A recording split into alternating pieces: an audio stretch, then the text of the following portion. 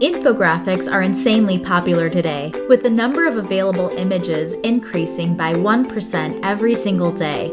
But where did infographics come from, and how did they get to be so popular? Well, infographics by definition means images that share information in visual ways. When you break it down like that, so many pieces in our history actually qualify as infographics. Let's take a little trip back in time.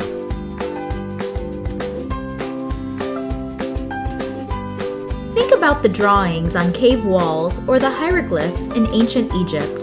They represented letters, words, and full sentences with images alone.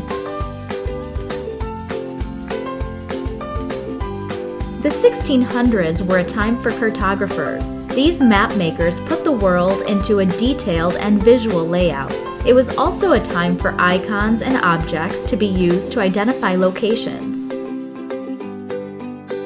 The first instances of infographics as we know them today, as data made visual, dates back to the late 1700s with a chart of wheat prices and labor wages.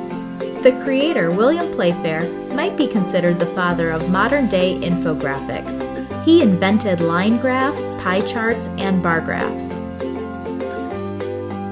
In 1802, we see this visual of Mount Chimborazo in Ecuador that shared multiple types of information on a specific topic. This was one of the first examples of unique infographics.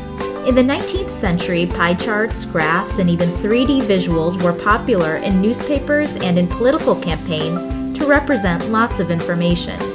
In the mid-20th century, more data visuals and infographics were created, but for the first time through the use of programming software and computers. In 1972, pictogram sets were created for an Olympic sports poster. These figures were later a basis for public signs that we see every day for bathrooms, phones, and gas stations. This is the first modern example of icons that are influential in infographic creation today. By the late 1970s, more and more professors, government institutions, and journalists were polling and gathering data to turn into infographics for newspapers, publications, public flyers, and posters. In 1982, Edward Tufte published the visual display of quantitative information while teaching at Princeton University.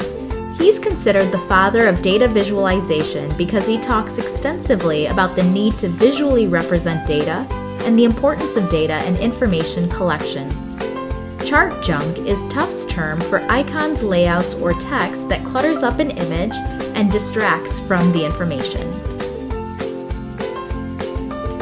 With the use of the internet increasing through the early 2000s, more internet companies begin offering unique graphics, and more marketers begin to understand the value of visuals on websites and social media.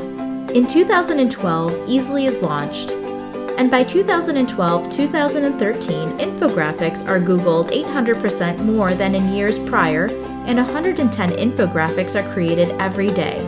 By 2014 to present day, infographics are used in classrooms, businesses, and online to educate, entertain, and engage. As you can see, infographics have come a long way, but they've been around us all along, and they'll continue to be around, helping us learn, helping us tell our stories visually, and helping us connect with our customers and students through visual communication.